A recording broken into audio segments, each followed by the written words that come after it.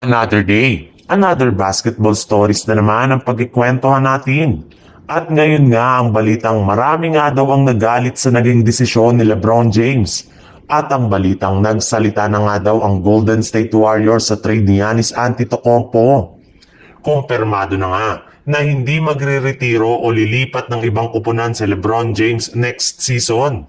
Mananatili pa rin siya sa Los Angeles Lakers para sa kanyang ika-23rd season sa NBA kung saan siya na ang kauna-unahang player sa history ng NBA na nagkaroon ng ganitong kahabang karir.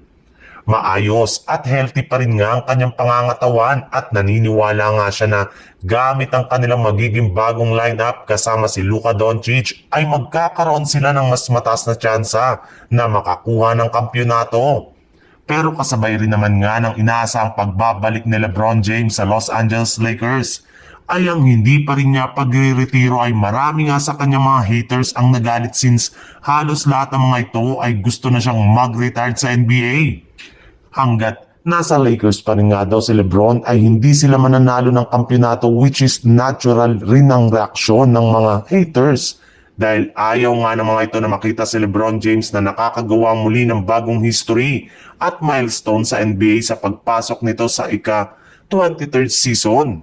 Sa ibang balita naman, kamakailan lamang nga ay may lumabas sa balita na isa nga ang Golden State Warriors sa mga teams na gustong sunod na paglaruan ni Giannis Antetokounmpo ngayong off-season. Kaya kailangan na nga nila na ihanda ang kanilang bubuuhing bagong trade package na maipang o-offer nila sa Milwaukee Bucks. Ngunit ang problema, base nga sa ibinulgar ng isang NBA insider, hindi rin naman nga daw kung humingi ng trade si Giannis Antetokounmpo sa Bucks matapos silang magkausap ng kanilang front office ng nagdaang araw. Kaya mukhang malaki nga ang posibilidad na manatili ito sa kanilang lineup hanggang next season. Sa madaling salita, hindi na nga makakakuha pa ngayong off-season si Giannis at kailangan na naman nga nila na maghintay hanggang sa trade deadline upang magkaroon sila ng oportunidad na makuha ito mula sa Milwaukee Bucks.